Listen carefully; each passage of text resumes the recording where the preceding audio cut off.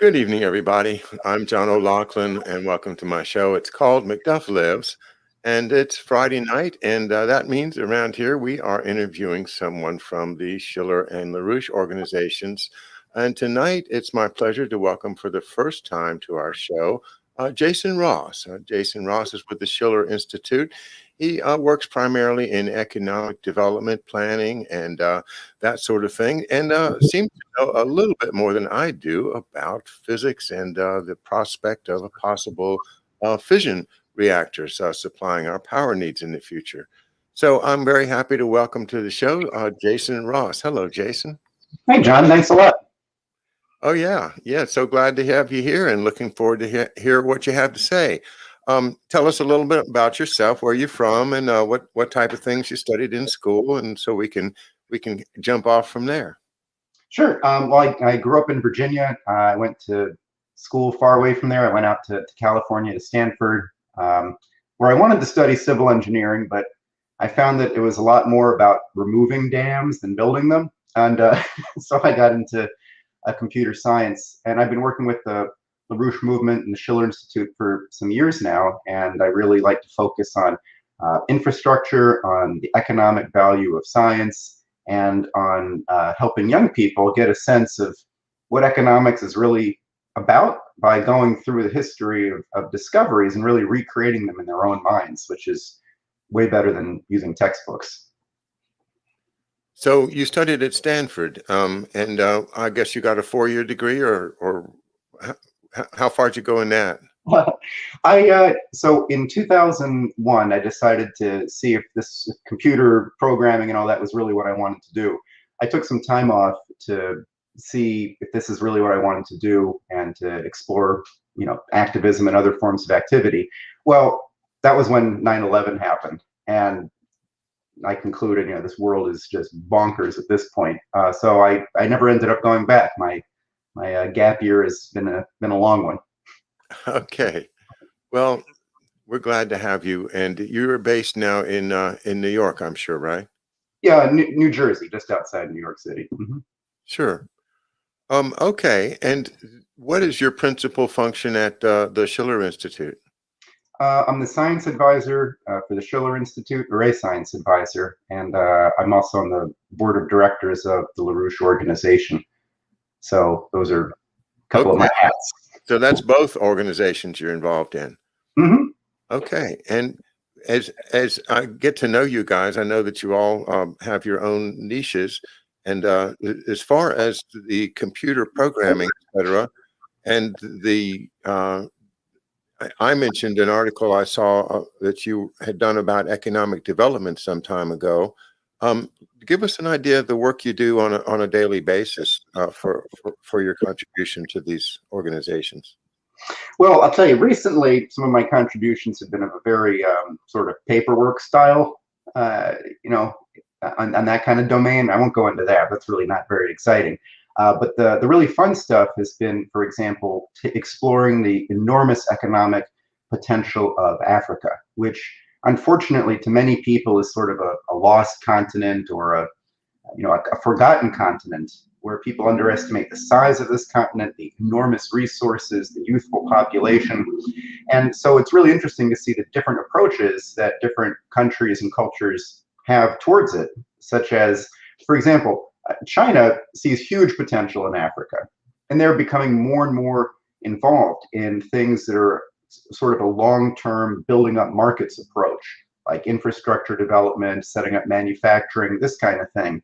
And to me, that's a much better long-term approach for development than the sort of mining-oriented, investments that are the typical thing from the United States or France or England, or that sort of thing.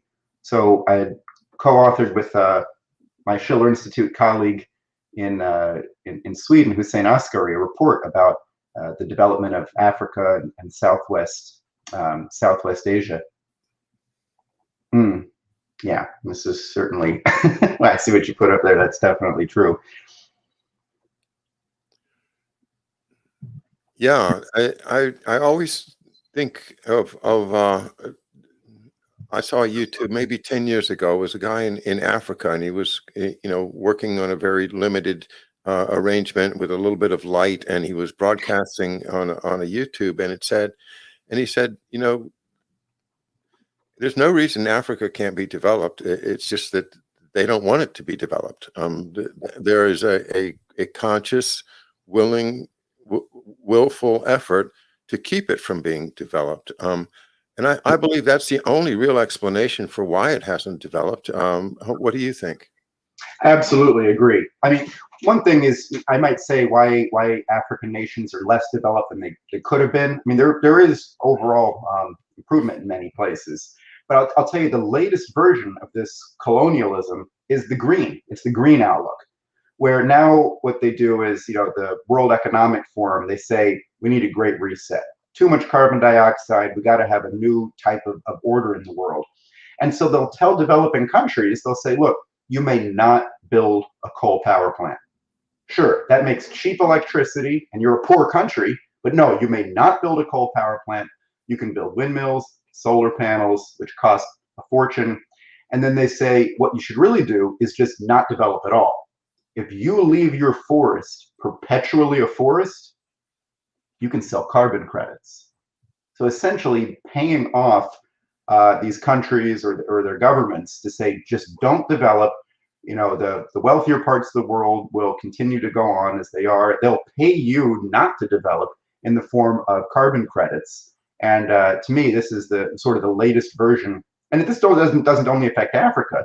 I mean, this is devastating the economic potential around the world when you say you have to go with these renewables, wind and solar, and you ignore clean coal, and you especially when you ignore nuclear power, which makes no emissions, is incredibly energy intense, and requires very little material inputs. It's the most efficient power that we've got right now. Yes, but everybody's afraid of Homer Simpson and his donuts. You know, spilling the donuts into the gears and throwing everything into a meltdown. That's that. If the Simpsons accomplished nothing else, they accomplished everybody being afraid of nuclear power plants. Yeah, it gives you some good laughs, and then, you know, it terrifies you about that, right? Yeah, well, you know, actually, you know, that with 3 Mile Island kind of and Chernobyl, and you say, you know what, maybe we shouldn't mess around with Mother Nature at that scale. Mm-hmm. And this, you know, and this is sort of shows sort of the stages of development of these technologies. Like, for example, the new kinds of plants that are built today, they're a lot different than they were 40, 50 years ago. And when some of, like Chernobyl was, you know, a type of plant that we never built in the United States. 3 Mile Island was pretty bad in terms of what occurred in it, in the nuclear sense, in terms of what happened there. But it's not like it killed a whole lot of people. It didn't. But people look at Japan and they say, look at that Fukushima reactor. Look at that nuclear plant where they're still trying to clean it up. And they forget that nuclear plant, that there was a tsunami, right? An offshore earthquake creates a tsunami, kills tens of thousands of people, billions and billions of dollars in damage. And yeah, as part of that, the nuclear plant got flooded. But the kinds of technologies that are like the new technologies are absolutely meltdown proof. They don't require, you know, pushing water through to keep it cool. So if you lose your cooling system, it could overheat, like happened in Japan. They have entirely passive safety mechanisms. They're much simpler to operate. They don't, you know, have quite, you know, they don't have the complexity of the equipment. So there's been a lot of progress. The thing is, we haven't built any new nuclear plants of really new designs in years. And so we're kind of looking at this old technology, which I will say did very well, despite a couple little problems compared to other things. And then we get sort of terrified about it. And you brought up Homer Simpson, 3 Mile Island. You know, this is also, in my view, sort of thing that's deliberately done to try to keep out of bounds an energy source that you'd say it checks all the boxes, right? People are worried about emissions, no emissions in a nuclear plant. People are worried about energy costs. You can make them quite efficient. People are worried about resources and do we depend on other countries for our natural gas or our petroleum or our coal? Uranium fuel, you only need a little bit, you know, like a pinky's worth for all the power that you'd need over a lifetime. So it's a really great technology. It is improving, and eventually we're going to be able to recreate the sun itself, where instead of using solar panels to try to collect a little bit of sun striking the Earth. What if we recreate what's going on inside the sun in the new nuclear fusion reactors that are still under development and are way underfunded compared to the amount of money that goes into, making windmills slightly better or putting solar panels on the roof of a school or something like that? Well, I'm fully convinced that nuclear power is safe if done right, and I'm fully convinced that they've figured that out, and they've got these small nuclear reactors that are probably already online in places that we're not really aware of. But I do think I often think of Isaac Asimov's book Foundation. Does that Hmm. did you ever read that? It's Isaac Yeah, I Asimov. read a few of those. Yeah. All right, so he's one of the seminal science fiction writers, and his idea in Foundation is that there's only these few wise people that understand that power is supplied through nuclear power, Hmm. and everybody else in the universe is ignorant of that. They think it comes from this priesthood that they belong to, and they go to I guess they put some money in the box on Sundays for this priesthood in the future, because the priesthood theoretically is supplying them with the power. It's a complete Hmm. uh, disassociation of the common people from the elites that run things and know what things are going on. In my mind, it's the same idea of H.G. Wells's Time Machine, where you had the Eloi, the happy people that don't know what's going on, living on the surface, and the Molochs, which are the ones that run all the machinery and make it happen. But that sometimes they have to kill off a few of the Eloi just to make things balance. Well, that whole scenario comes from the Fabian Society of London with H.G. Wells and a number of other characters associated with British intelligence and the upper classes, especially the Prince Albert and his folks.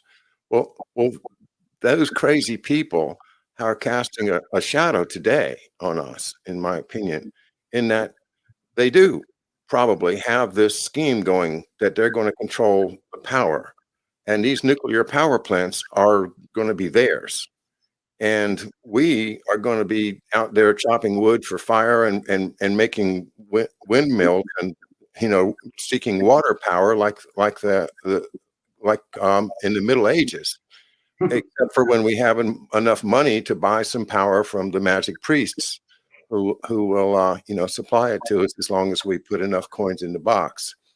Well, that's a long way of saying I think this is all going on behind our backs where we can't see it, and they're developing it in such a way that the elites will be able to profit from it, and they'll have it under control. By the time we develop it in a general sense for the population of the earth to benefit from, they'll have it all under control in underground facilities like the Morlocks. Now, how's that for a dark way to look at it? But Jason, I tell you, I might as well lay my cards out on the table. We are. I've been looking at this stuff for a while, and I don't see a willingness to go forward with all the good science that we could be doing. All the things you've talked about can be done, should be done, and in a decent world would be done. But as Harley Schlanger said to me yesterday, there's something rotten in Denmark, and we are Denmark, and we're seeing these perversions of democracy, perversions of the republic, and perversions of science when they push all this crazy stuff on us through the television and expect us to believe it. I'm telling you, it's making me very upset, Jason. So I hope that you guys of the next generations are going to be able to take what I'm saying seriously and run with it, because there is stuff behind the scenes going on, and you guys are going to be facing the worst of it if we don't grab it. We've got to get a hold of it and get control of this out of control stuff. I mean, look at what they've got for a president, Joe Biden. Give me a break. The guy is completely incompetent, and they know it. They're just using him as a puppet, like, when they had Queen Anne, who was, had less than an eighth grade education, and they kept her high on dope all the time. This is the kind of leader they're looking for. Um, and I think Joe Biden might have even had a decent education, but it doesn't do him any good at this state. In Mm. this state, excuse me. I'll shut up. Well, I think I think Biden might have seen better days. That's one, maybe a kind way to sort of try to put it. Look, I think that there's something very interesting happening, I think, among younger people. Not all. I mean, there's no monolith of like a whole generation thinking one way, of course. But there's a real, very interesting core that sees things that used to be considered very, you might say, normal or progressive in the sense of having progress. They're now seen as very revolutionary, like some things that are considered revolutionary now, like getting married and having a family. That's considered to be a kind of a wild idea when, to some people, when you're surrounded by propaganda that says that it would be better not to have children because of their climate footprint. So don't have those little baby feet at all, then there's no footprint. No feet, no kids, no climate footprint.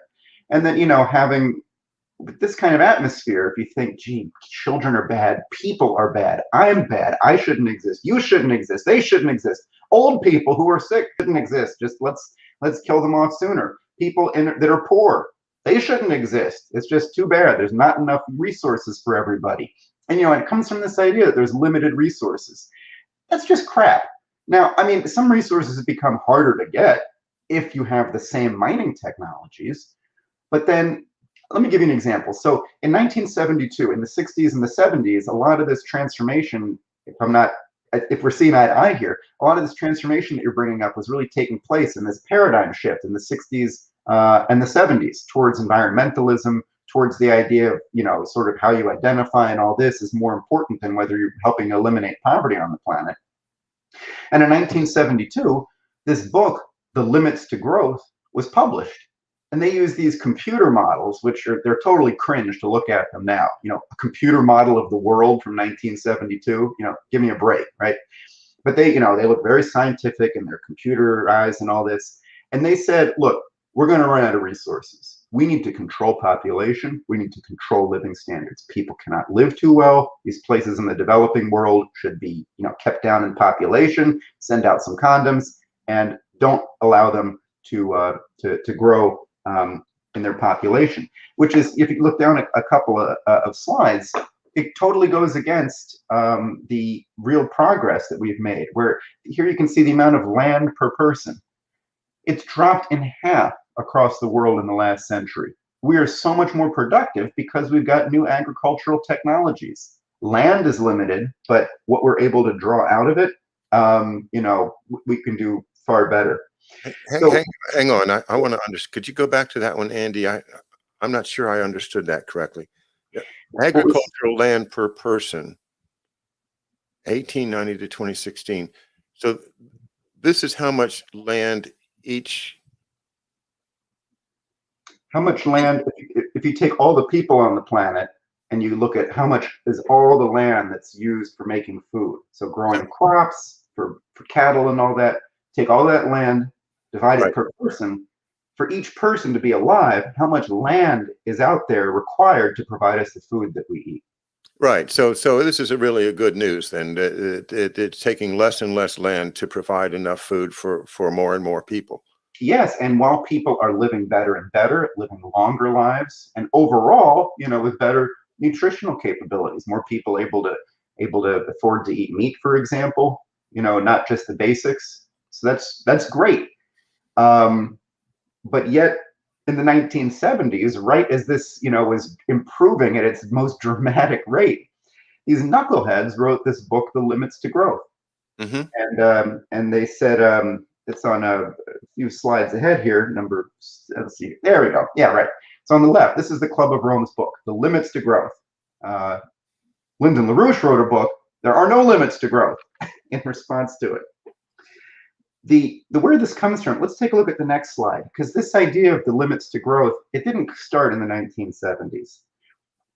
The next image shows Thomas Malthus, who is Andy? the originator of this idea. He said, 200 years ago, mind you, the power of population is so superior to the power of the earth to produce subsistence for man that premature death must in some shape or other visit the human race. He said that because there are limits to growth, we should stop trying to help poor people. In fact, he said people who are trying to improve the hygiene in the slums should stop.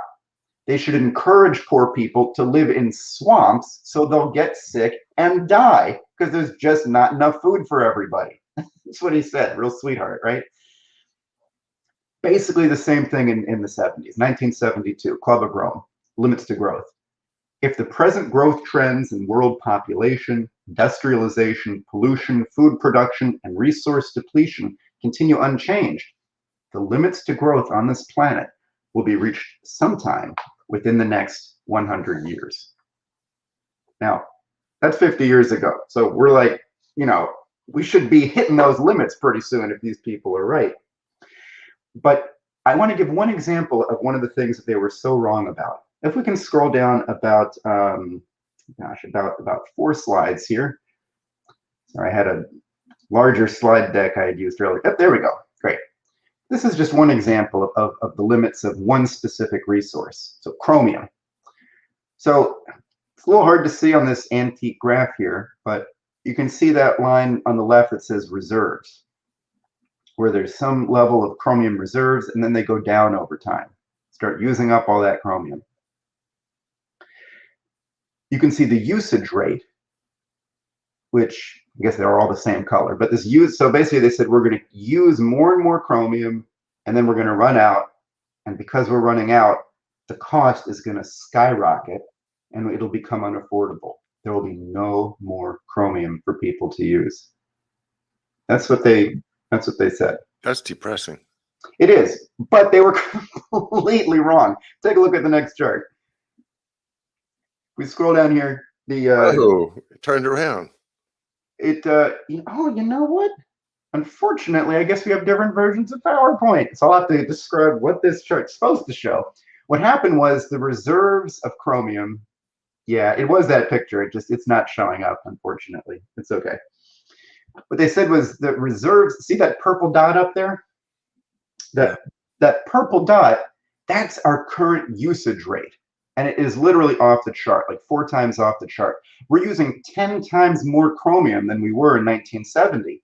But you know what happened to the level of resources? The level amount of chromium that's still left for us to use? It went up. There is more chromium today. Why? Because we discovered more of it. We learned more about how to look in the earth and see what's within it. The earth is huge. We don't know everything that's down there. So the resources aren't these things that you just go out and find unless you're some bear, looking for berries or catching salmon in the stream. We're not bears, we're people, right? We make resources. When we discovered agriculture and that we can plant seeds and make food grow where we want it to instead of looking around for it like an animal, we create resources, we grow food. When we discovered when we discovered how to make a steam engine, coal, which was just a dirty rock, became a source of motion. And instead of using muscle power or windmills or animal power, we could use coal. Huge breakthrough, totally transformed how we live. So again and again, what we've seen is that we break through the limits to our resources. And what these morons did in this 1972 book, The Limits to Growth, what they said is, because they admitted it, they're like, look, if we discovered more resources, we'd last a little bit longer before we run out. Then they said, if we took care of pollution better, we could last a little bit longer before we're doomed. And, if we improved agriculture, we'd last a little bit longer before we're gone. This is one of their examples where this is their model of the whole world. And they say over time, population's going to hit a limit and boom, it's gone. So overall, what they did, you know what? I think I'm not going to say much more about these charts in particular. They're kind of a little bit wild. But what they should have realized, here they say if we have more natural resources, the population will still collapse, but it'll happen later. It'll happen around, 2050. So look out, right around the corner. Then they said if we had even more resources, the population would still collapse a little bit later. Then they said if we had unlimited resources and pollution controls, the population will still collapse, but now it'll be around maybe 2070 or 2080. Here's what they, okay, then here's another one. If we did everything, here's what would happen. What they failed to say in their book, which is the obvious point, is that if you keep making all those improvements, if you keep improving agriculture, if you keep improving technology, if you keep improving resources, if you keep improving energy, we'll never run out. That's the real point that really should have come from this book. But instead they say, we're limited, let's die more slowly. Don't let the third world develop, and don't let anybody in the world expect to have American living standards, because if they do, we're doomed. Just like Obama said in South Africa, when he said, I hate to break it to you, but if everybody here has a car and an air conditioner, the planet's going to boil over. I mean, anyway. Yeah, that was pretty good. Yeah.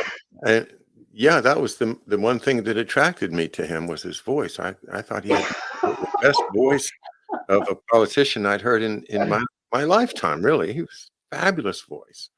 But You can tell he worked on it. He put time into it. yeah, yeah, yeah. Well, that's the ones to watch, isn't it? Yeah. You've seen all those pictures of Hitler, and he's doing his poses, he's practicing his, his poses, and he's got his little suit on and the perfect photography.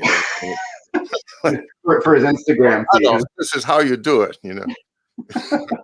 Yeah. But Yeah.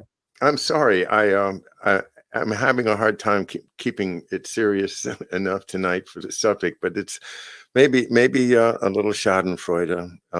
I love exposing those crazy ideas that they have, and I've been doing that on my show by studying books like the Guarded Gate by Daniel Okrent, a recent book about the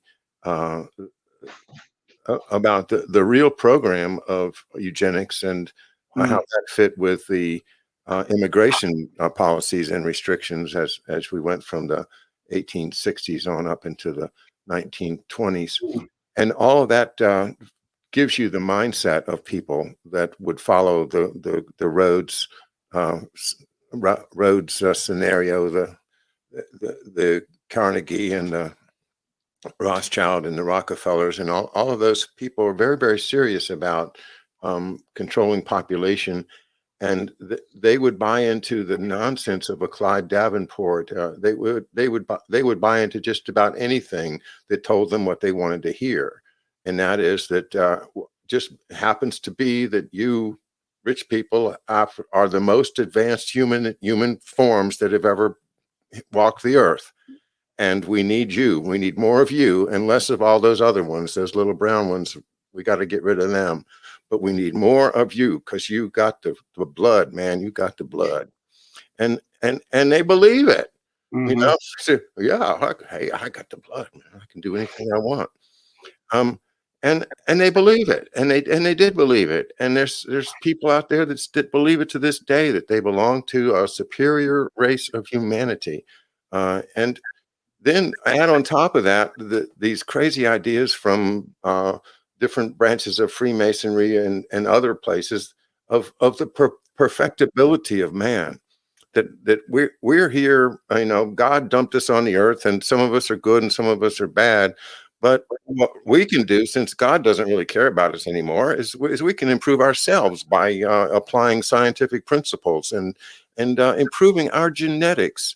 And I think there's so much of that thinking going on right now in all of the rich people minds, that if we can just crack this genetic code, or we're going to get the DNA and then we'll know everything. And then the DNA didn't tell them everything, so now they're going to get into the genome. The genome's not going to tell them everything anyway, but they're going to manage to do a whole lot of harm to a whole lot of people before they realize that they're chasing their tail. I don't think that it's there's any way to stop them. They're on this quest to master the human genome and to do whatever they want to with us, to experiment with us. It's very depressing to realize that these experiments have been happening, and people know about the Tuskegee experiments with intentionally giving people syphilis, uh, and to see what happens if they're not treated. Doing things like that in the 20th century after the Nuremberg Accords, I mean Nuremberg Protocols, putting people in the position of guinea pigs to advance this crazy behind the scenes, closed doors science that they're working on. It's been in my mind a lot lately. I suppose it's not really your field, but the idea that we can do all of these wonderful things if we just have the willingness. But there's these Malthusians that are still sitting back there behind behind the curtain, pulling levers and trying to create their world, their insane world, their cartoon ideas of what the future should look like. The future is something that belongs to God, not to them, but they're completely confused about that, and they think that they're God. Mm. And they think that they're God, or I think simultaneously, they act that way. It seems almost like at the same time they think that they're animals, but they're the top animal. Okay. Because it's sort of like if you're God, or if you're a human being, your self-interest isn't in being a selfish asshole. Your self-interest lies in, hey, what have I done to make this world a better place for all people, so that my life will have a meaning after I'm dead. An animal, I mean, besides pets, okay, they have a meaning to us after they pass away. But it's not like there's history in the world of chickens. You don't say, oh, the great, Chicken the Great, 300 years ago, who totally transformed chicken. They're all the same. They don't really have a history, except when there are pets and that kind of thing. But we have historical eras because we do things that mean something beyond our death, that have a huge impact. And, I think that that's what's being hidden from people, including in the places where we ought to have access to it, namely schools. So school is where you should be, encountering and engaging with your mind, with your ability to make discoveries and say, hey, you know what? In the past, people figured out this about geometry. They figured out how to measure the size of the earth. People figured out how electricity and magnetism work. Well, instead of just taking a quiz about that on your iPad, how about actually doing those things? How about measuring the size of the earth with another classroom in another state and doing it with shadows and some things? It's actually not that hard, and it's really fun. So you get this potential, this period of education where we could be saying, hey, let's make geniuses. If the goal is to make geniuses, we would not have the schools that we have today. Would not be what comes out if that's really the goal. And now, instead of thinking, critically and being able to have an opportunity to work with the greatest thinkers of the past, you work with, a textbook writer who, they wrote a textbook.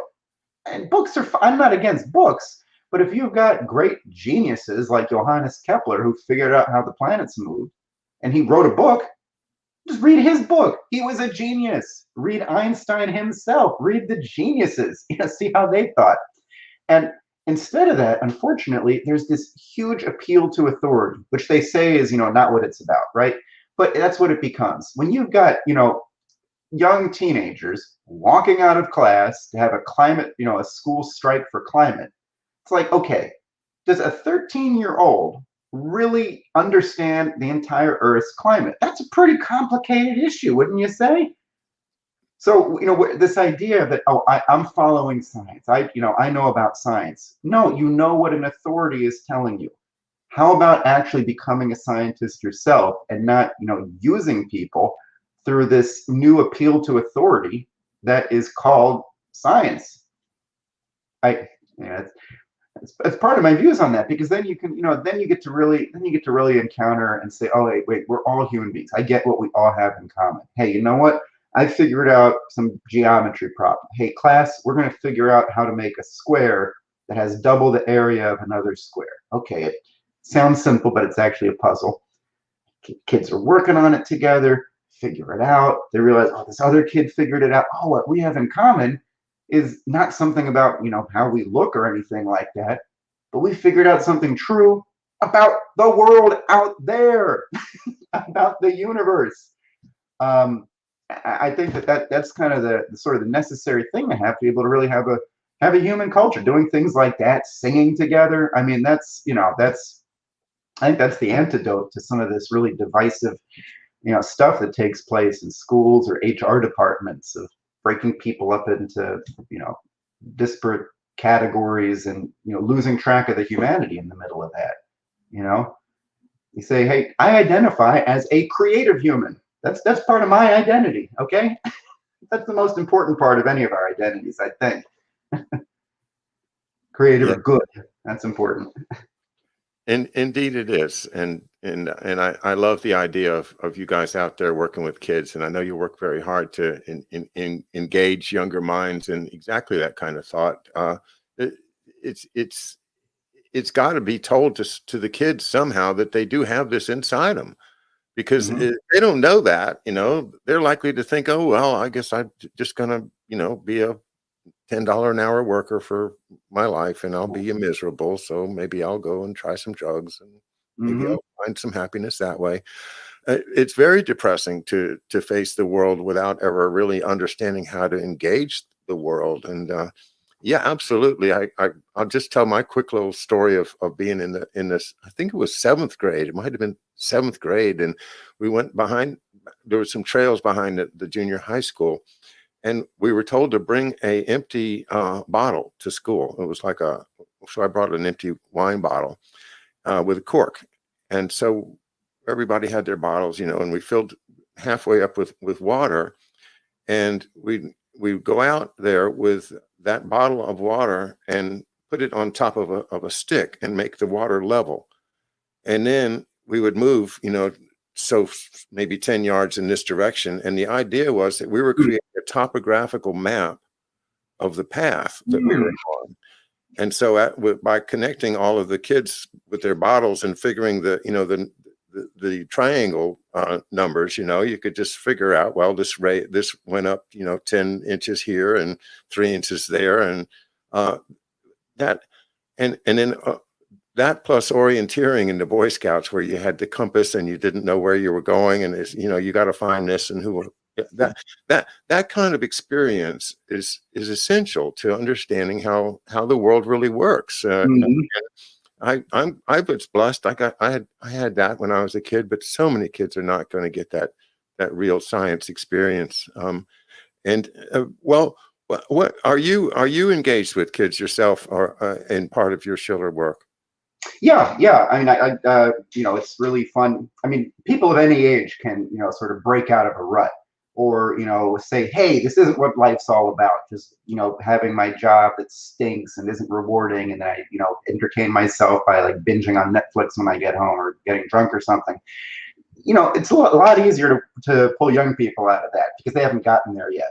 So that sense that, hey, something's wrong, and it's not just me being depressed and I need to see a shrink about it. Some people do have problems and should see, help and all that. But, you know, it's a depressing world. So feeling that way often, that might mean that, hey, I feel a tension in myself. Something is wrong. Am I going to do something about it? Or am I going to try and just beat that down and just kind of go along and try not to worry about it and have your conscience gnawing at you your whole life? I mean, do you want to be able to look at yourself and say, hey, I'm proud of myself. I'm not ashamed of my conscience, and being open about it? Well, I'll tell you, what's really fun is that young people have got plenty of bad axioms like everybody else does. The young people are quite likely to believe that we're a blight on the planet, and population growth is bad, and global warming is going to kill us all in 10 years unless we stop using straws or something. But it's also really, they're really open to changing, to paradoxes, which is the fun. If you get someone to disagree with themselves, Hmm. then it can take a life of its own. When you say, if somebody says, yeah, I think that we should, eliminate poverty, and then you show how forcing people to use really expensive power sources is going to increase poverty. It's like, wait a minute, wait, what do I actually believe here? Is it true that helping people not be poor and pushing for all this green energy, these actually contradict each other? So, you know, it's really fun talking to like college age kids, but not only, but you know, you get people who will like hear those quotes that I read from Thomas Malthus that, you know, population's limited and we shouldn't try to help poor people because they're just supposed to die. I was talking to one the other day and he actually like screamed, like, what? Anyway, so it's a lot of fun. And then the real fun thing one of the fun things that one of the effective things that we do in the LaRouche movement is say, hey, let's make an educational program. So when we're recruiting young people to work with us, you know, we have political events for sure. You know, I mean, I think you're familiar with a lot of those, right? But then the other aspect is, okay, let's develop that education that wasn't made available to them. So let's work in a group and let's read Shakespeare plays and talk about them and actually get into them. Shakespeare's actually awesome. Okay, he's not just some old fart that they make you read. It's actually great. You know, let's do geometry together. When you're not being tortured by a math teacher, it's actually pretty darn fun. When you're doing it in a group and it's not about getting a grade or someone trying to make you look like an idiot, but it's like, hey, let's do this together. Let's figure out, how does the mind work? Let's use these examples from the past that were effective to help train ourselves, because the point is, where are the new ideas going to come from? You know, if you just learn how to answer problem sets to get a good grade on a test, what about the new things? You know, are you studying creativity itself? And I know that sounds very like, you know, studying creativity, but I mean it in a specific way. And Lyndon LaRouche, you know, he had very specific initiatives that he took as he was recruiting young people to say, hey, let's make sure this is an educated movement here. Let's work on this. I guess I always tried to be a Renaissance man or Renaissance person, and that was in imitation of my father, who I, of course, admired greatly. He was an English major. I couldn't manage that. I took a course, one semester of English, and the amount of books that they expected me to read was completely ridiculous and out of the question. So I told them, forget it, and and switched around a little bit. But to really have what my dad had would be a grasp of English literature and history that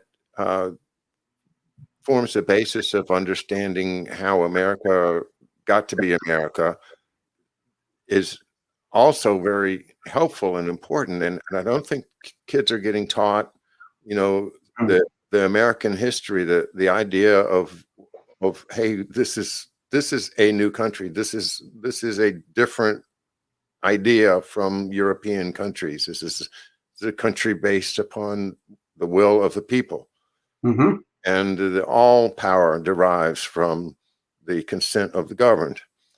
And there's no legitimate power that comes from anywhere else. It all comes from the words of the preamble of the Constitution. And so when we are told that we have limits, we can't do this, you can't do that, these huge corporations, and we're using the facilities of one of them right now at YouTube, assert a control that is not coming from the government. It's not coming from any voluntary actions on our part, but this control is arbitrary, and it's permitted to be arbitrary because they've got things set up just the way they need them, with the FCC and all the airwaves being regulated, but then the regulations being set such that new people can't fit in, and it's a great auction that they think somehow they're doing something for us by auctioning off our airwaves. You know, hey, let us auction your airwaves for you, then you won't have to pay so much taxes.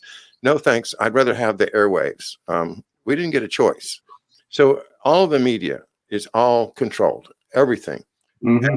Mm-hmm. You know, if you can see a way for kids now to say, hey, you know what, if I invent a better mousetrap, I'll get rich. You know, that was what they told us. You know, you invent a better mousetrap and the world will beat a path to your door.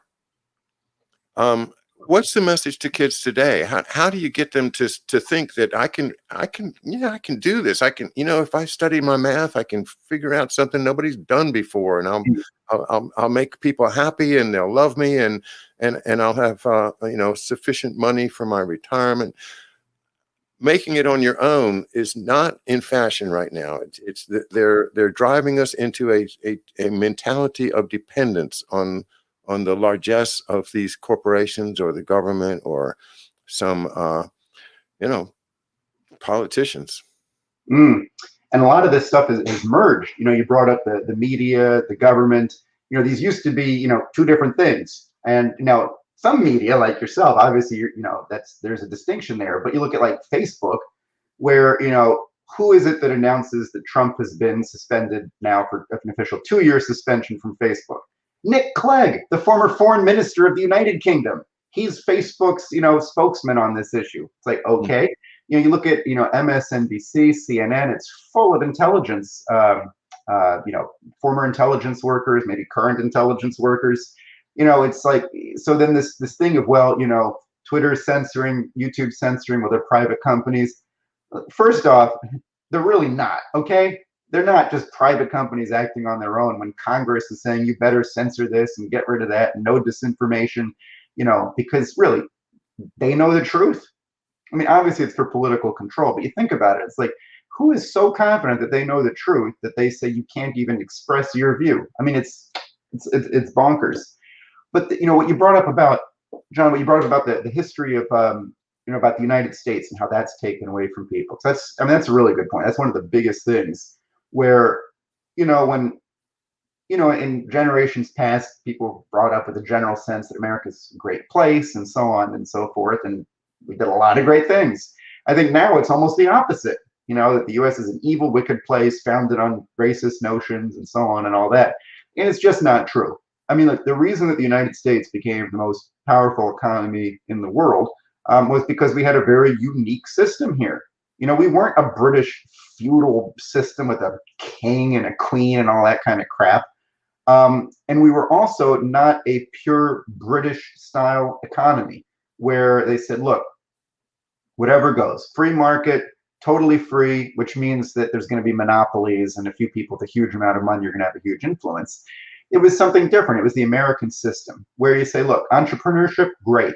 But some of the basics, we're going to push this heavily through the government, like canals, like the railroads, like, river improvements, the intracoastal waterways, energy utilities that are regulated, investments in creating nuclear power, setting up all of the infrastructure required for airports. You need radio signals and things along the way so that the planes can travel without being reliant on sight.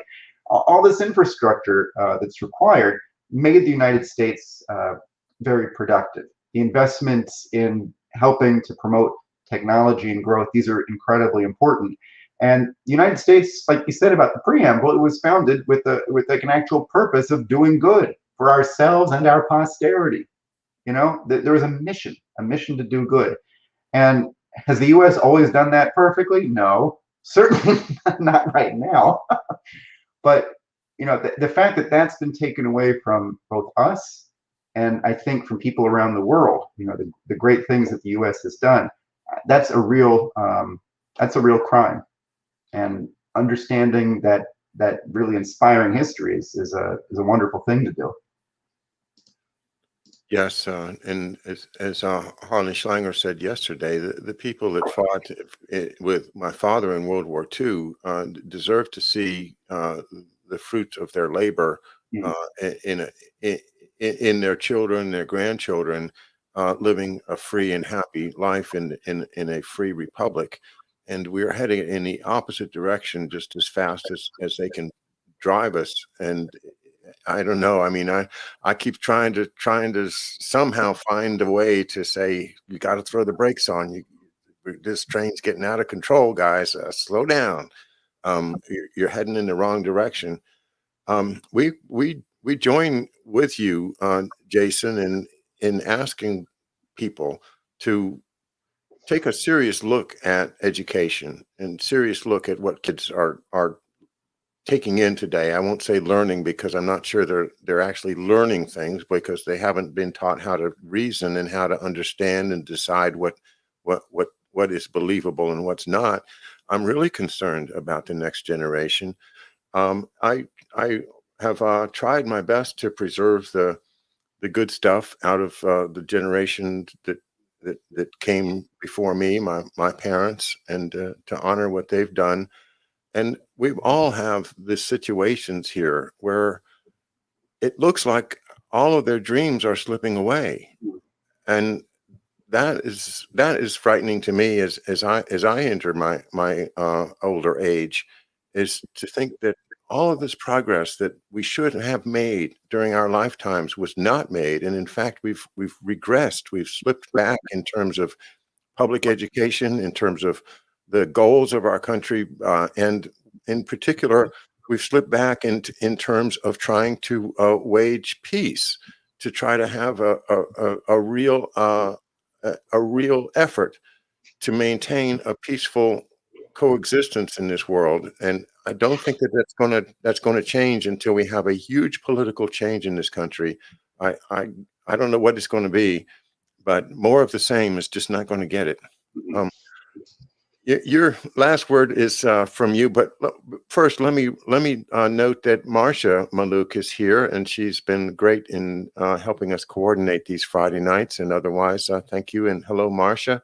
And she reminds us that you and she have an event coming up on June 26th and 27th, and maybe you could like to tell us about that. I'd be happy to.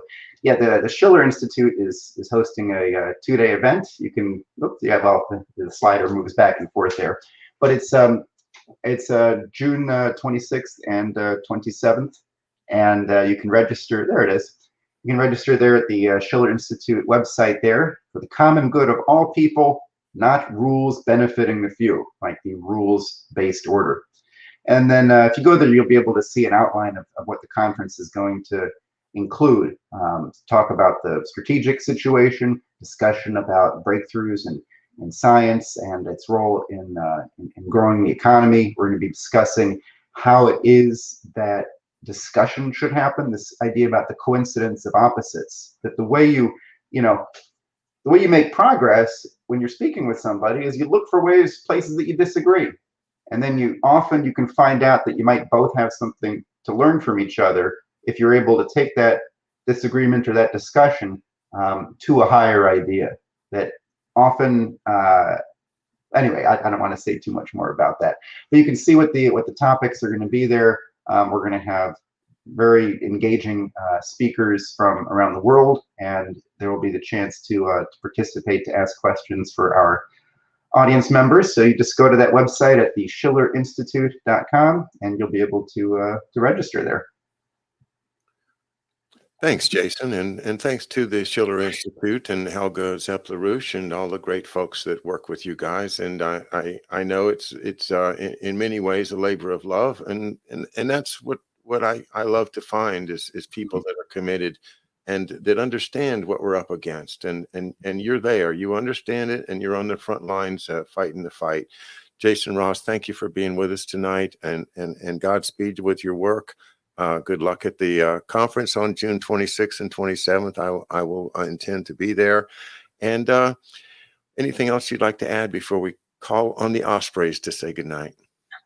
No, I think it's been a fun discussion. I just think that, sometimes it's not clear exactly how you're going to succeed, and you have to try hypotheses. And the key thing is that if you're continuing to try things, if you're always working on it, you can reflect at least on yourself and say, hey, you know what? I'm trying to figure out what to do, and I'm making my best effort, and work with other people, and it might actually work. All right, we'll leave it there. Thanks, everybody.